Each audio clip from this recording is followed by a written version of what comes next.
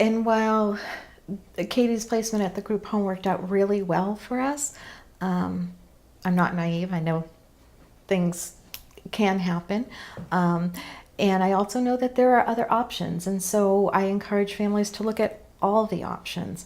That includes things like adult family care or adult foster care, where they're paired with a single provider and living in the community, or supported living,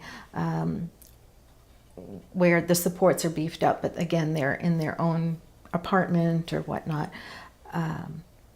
There's also, for kids who are more complex, there are medical group homes that provide a higher level of care that Katie gets at her community group home. And all these options exist because kids are different, families are different, needs are different. So explore the whole gamut of things.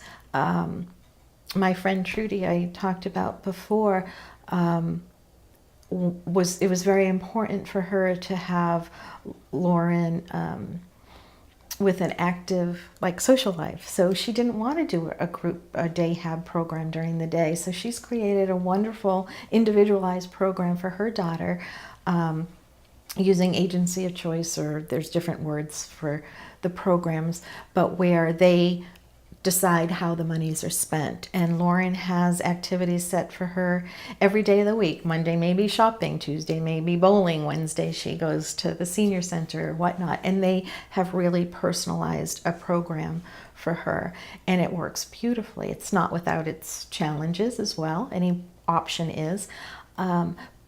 But it's up to parents to weigh the pros and cons and figure out what's best for them.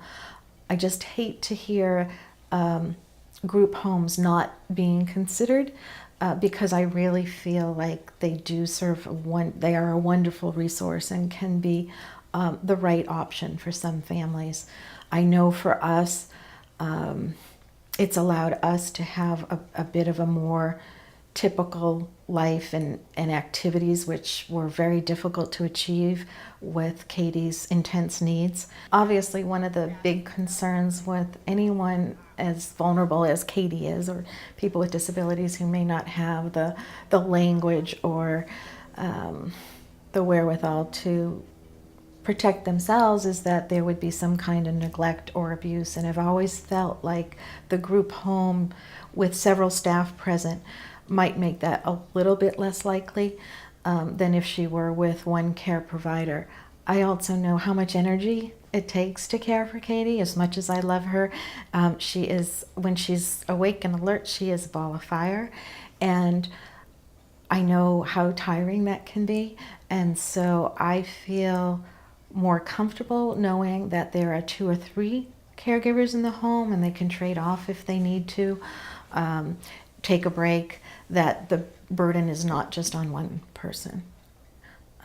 So I worry a little bit less about that. Do I know it's an issue? Do I take it lightly? No. But, I feel like there is more oversight in a group home.